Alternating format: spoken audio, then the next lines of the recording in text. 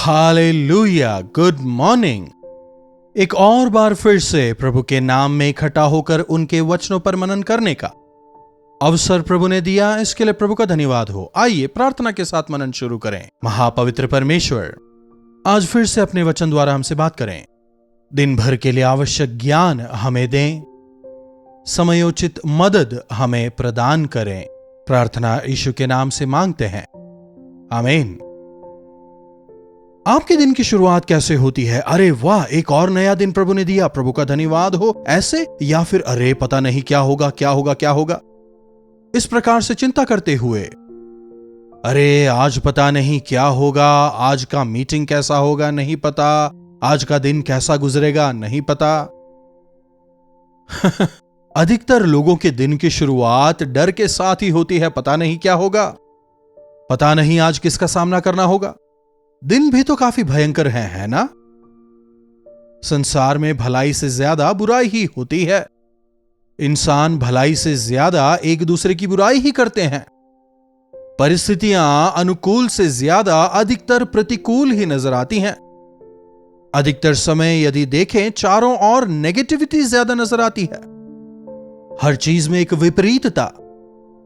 हां को हां रखने वाले ना को ना रखने वाले कम होते जा रहे हैं, हां को ना करने वाले ना को हां करने वाले बढ़ते जा रहे हैं। फिर राजनीति की तो बात ही मत कीजिए।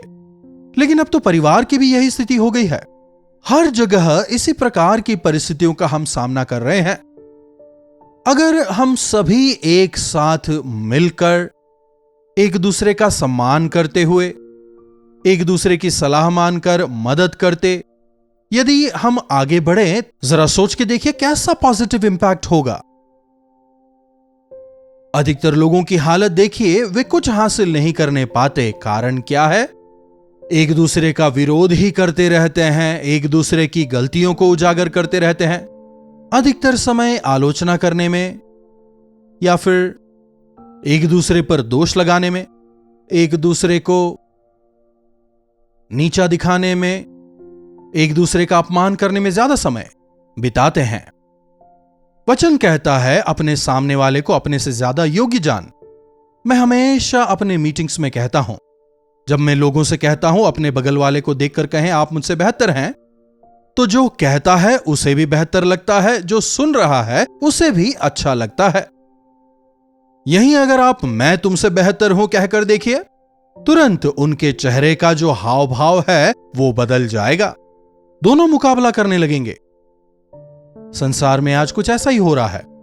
आप अपनी बड़ाई करने लगते हैं, सामने वाला अपनी बड़ाई करने लगता है। इसी वजह से विसंगत होकर हम आगे बढ़ते हैं। आज हर कोई चिंतित परेशान है। सबके हृदय में एक तरह की प्यास है। काश कोई मुझे समझने वाला मिल जाता, काश कोई मुझसे अच्छी तरह बात करने वाला ही मिल जाता, मुझसे सहमत होने वाला मिल जाता, मुझे एक मॉरल सपोर्ट देने वाला ही कोई मिल जाता। है कि नहीं बताइए? हम हमेशा ऐसे किसी की तलाश में रहते हैं। जब घर में सब लोग हमारा विरोध करने लगते हैं, तो हम अपने पसंदीदा लोगों को या अपने फ्रेंड्स को फोन करते हैं। हम प्रभु के सेवक हैं, इसीलिए कई लोग अपनी परिस्थिति हमें बताते हैं और हमसे प्रार्थना की उम्मीद रखते हैं।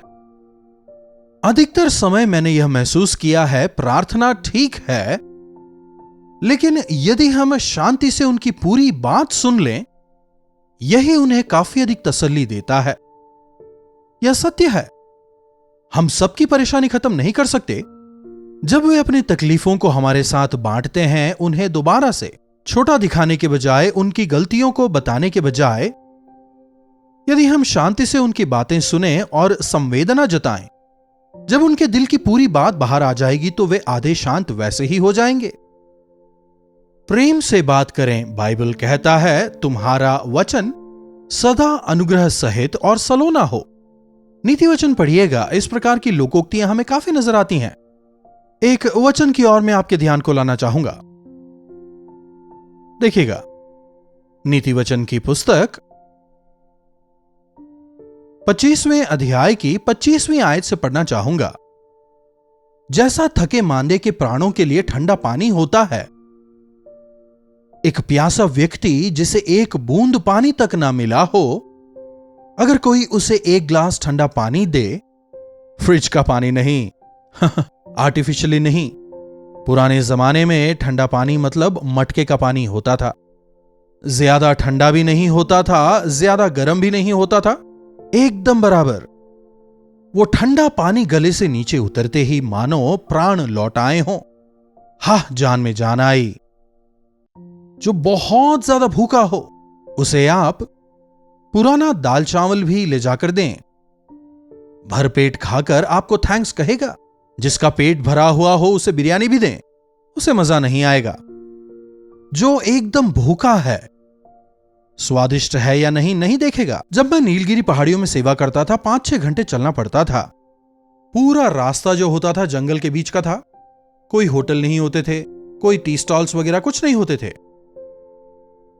सुबह घर से निकलने के समय जो कुछ साथ लिया होता, वो भोजन, थोड़ा दाल चावल या रोटी, जो कुछ भी लेकर हम चलते थे, और जब भूख लगती और वो जब खाते थे तो वो इतना स्वादिष्ट लगता था, जानते हैं। भूख लगते समय अचार भी चिकन जैसा लगता है। भूखे को ही भोजन का मोल समझ आएगा, जो प्यासा है उसे ही ठंडे पानी की वैल्यू समझ आएगी, क्योंकि वो भोजन और पानी उन्हें तृप्त करते हैं। वैसे ही दूर देश से आया हुआ शुभ समाचार भी होता है। एकदम हताश हुआ, निराश हुआ, अशांत हुए एक व्यक्ति को यदि आप कोई शुभ समाचार दें, कोई भी अच्छा समाचार, पॉजिटिव वर्ड्स, तसल्ली देने वाली बातें, प्रेम पूर्ण वचन, मीठे बोल यदि आप बोलें, कोई शुभ समाचार आप उन्हें दें, वो एंग्जाइटी, वो चिंता, वो व्यग्रता, वो परेशानी तुरंत वो खत्म हो जाएगी। पुराने जमाने में टेलीग्राम होते थे। इन दिनों में तो अब टेलीग्राम नहीं है, लेकिन अभी फोन्स हैं, व्हाट्सएप हैं। मान लीजिए आपको कोई कॉल आया कि विदेश में रहने वाले आपके जो रिश्तेदार हैं वे बीमार हो गए हैं, आप तुरंत नहीं जा सकते ना, या वो रिश्तेदार की मृत्यु हो गई है, आप तुरंत नहीं जा सकते ना। विदेश में रहने वाले अपने प्रियजनों के विषय में अगर आपको कोई समाचार मिलता है, बच्चे हॉस्पिटल में एडमिट हैं, अगर आपने सुन लिया, यहां रोकर आप बैठेंगे, लेकिन फिर वहां से कुछ घंटों बाद दोबारा से आपको मैसेज आया, डॉक्टर्स ने कहा अब खतरे की बात नहीं है, अब उनकी जान को खतरा नहीं है। अगर आप ऐसा समाचार पाएंगे तो वो जो एंग्जाइटी थी, वो जो वेदना थी, गायब हो जाएगी। थैंक गॉड, प्रभु आपका धन्यवाद आप कहेंगे। हमेशा शुभ समाचार जो होता है इंसान को शांति देता है, उन्हें हिम्मत देता है। इसलिए याद रखें, हमारे मुंह से हम अच्छे वचन, भले वचन ही बोलें, श्राप हमारे मुंह से ना निकले, आशीष के वचन ही आप बोलें। आपका मुंह घाव पर मरहम लगाने वाला होने पाए, ना कि घावों पर नमक छिड़कने वाला।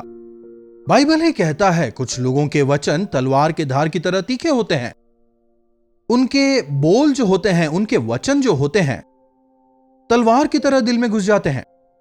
आजकल दूसरों की बात छोड़िए, यहां तक कि पति पत्नी तक एक दूसरे से इतने नफरत कर बैठते हैं कि उनके जो बोल एक दूसरे के लिए होते हैं तलवार से भी तीखे होते हैं। पत्नी की बेइज्जती करने वाले पति होते हैं, पति को बेइज्जत कर चिल्लाकर बोलने वाली पत्नियां भी हैं। प्रभु के संतानों को ऐसा नहीं होना। आपके पति चाहे कैसे भी हो, आपकी पत्नी चाहे कैसे भी हो, इन्हें परिवार के तौर पर प्रभु ने आपको दिया है। जीवन भर आपको साथ रहना है। जितना अधिक आप नेगेटिविटी पर गौर करेंगे, उतनी ज्यादा नफरत फैलाएंगे, उसका कोई लाभ नहीं होगा। मीठे बोल हमारे मुंह से निकलने चाहिए। एक और वचन देखिए, नीति वचन 15:30, आंखों की चमक से मन आनंदित होता है। आंखों की चमक से मन आनंदित होता है। मीटिंग में अगर करंट चला जाए तो एकदम वो करने लगते हैं, लेकिन फिर जब करंट वापस आता है किसी को उन्हें कुछ भी कहने की जरूरत नहीं। लोग खुद खड़े होकर ताली बजाते हैं, कुछ हालेलुया कहते हैं, क्योंकि रोशनी जो है वो मन को आनंदित करती है। वैसे ही अच्छे समाचार से हड्डियां पुष्ट होती हैं। अच्छे समाचार कौन से समाचार?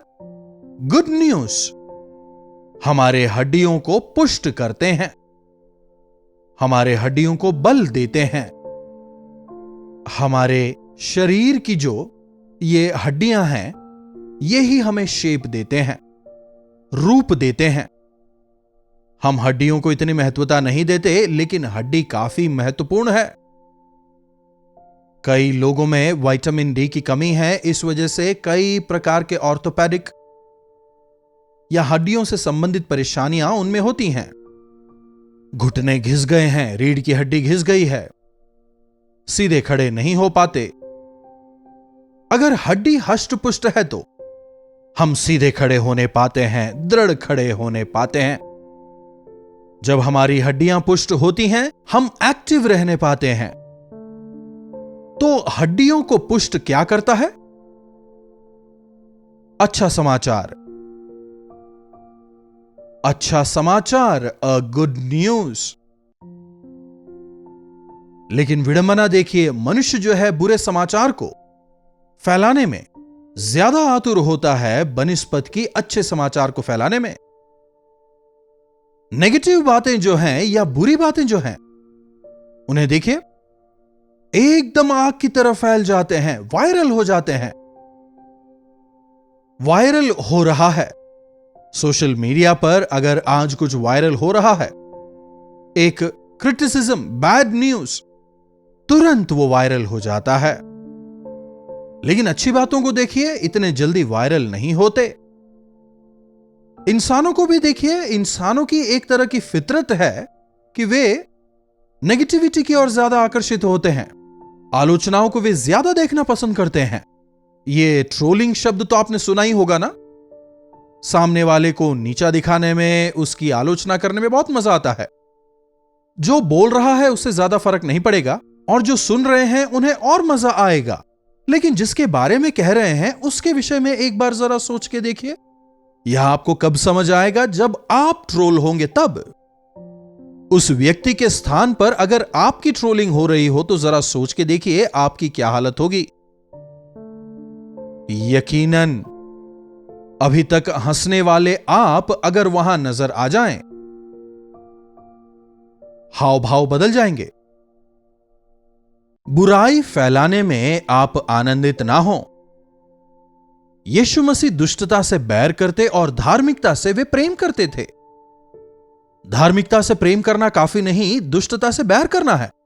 बुरी चीजों को हमें सुनना ही नहीं है, बुरी बातों को हमें एंटरटेन ही नहीं करना।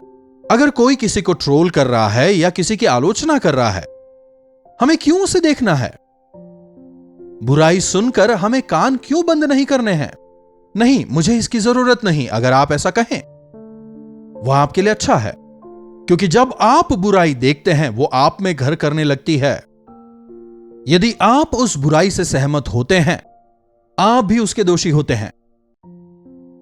एक अच्छा समाचार, एक फायदेमंद समाचार, एक खुश करने वाली बात हड्डियों को पुष्ट करती हैं। भली पत्नी अपने पति का मुकुट है, वहीं एक कलेशी स्त्री उसके हड्डियों के सड़ने का कारण होती है। समझ रहे हैं? एक भली पत्नी की वजह से पुरुष जो है वो राजा के समान हो जाता है, साहसी होता है, हिम्मत वाला होता है। वहीं एक कलेशी स्त्री जो है, बात बात पे झगड़ने वाली, बात बात में गुस्सा करने वाली, चिल्लाने वाली, पति को शर्मसार करने वाली स्त्री उसके हड्डियों के सड़ने का कारण बनती है। यह बाइबल का ही वचन है। लज्जा के काम करने वाली स्त्री पति के हड्डियों के सड़न का कारण होती है। अगर आप चाहते हैं कि आपकी हड्डियां पुष्ट हों तो अच्छे वचनों को सुने, लेकिन अगर आप हष्ट-पुष्ट नहीं रहना चाहते तो यकीनन आप ट्रोलिंग को देखिए, अपमान भरे वचनों को सुनिए। लेकिन हम प्रभु के संतान हैं, हमारे मुख से अच्छे वचन निकलें। दूसरों को लज्जित करने वाले, अपमानित करने वाले शब्दों को कभी भी अपने मुंह से निकलने मत दीजिएगा। शायद हो सकता है कभी आपको भी उस स्थिति से होकर गुजरना पड़े, तभी आपको उनकी परेशानी समझ आएगी। जब हम दूसरों के विषय बुरा सोचना बंद करके उनकी अच्छाइयों को देखने लगेंगे, हम भी बेहतर इंसान बनने लगेंगे। यदि आपको दूसरों की बुराइयां ही नजर आए, मतलब आपका मन भी धीरे धीरे कर वैसा ही होता जा रहा है। प्रभु यीशु ने जिस प्रकार प्रेम से पापियों को अपनाया और उनके उद्धार के लिए अपनी जान दी, उसी प्रकार हम भी उनके संतान होकर जीवन बिताएं। प्रार्थना। महापवित्र पिता परमेश्वर, प्रभु परमेश्वर हमारी मदद करें कि हम हमारे विरोधियों को क्षमा करने पाएं। हां प्रभु, जब हम इस संसार में वास करते हैं, अच्छाई से ज्यादा बुराई ही नजर आती है, लेकिन हम आपके संतान होने के नाते हम में से एक एक की मदद करें कि हम हमारे जीवनों के जरिए हमारे मुख से भलाई की बातें ही निकालें, आशीष के बोल ही हम बोलें और दूसरों को आशीषित करने वाले हम हो जाएं। आपके संतान होकर, आपके गवाह होकर जीने का अनुग्रह दें। प्रार्थना यीशु के नाम से मांगते हैं, आमीन। अब हमारे पिता परमेश्वर का प्रेम, प्रभु यीशु मसीह का अनुग्रह, पवित्र आत्मा की संगति और सहभागिता हमें से प्रत्येक के साथ आज, कल और सर्वदा बनी रहे, आमीन। प्रभु परमेश्वर की महिमा हो। अपने प्रार्थना विषयों को आप हमें 9884907779 पर व्हाट्सएप, वॉइस मैसेज या टेक्स्ट द्वारा भेजें। हमें आपसे सुनकर, आपके बारे में जानकर, आपके लिए प्रार्थना करने में काफी प्रसन्नता होगी। इन्हीं वचनों के साथ आज मैं आपसे विदा लेना चाहूंगा। प्रभु परमेश्वर का अनुग्रह हम सबों पर बना रहे। कल्वरी दर्शन, ये है प्रेम के दर्शन, यीशु प्रेम के दर्शन।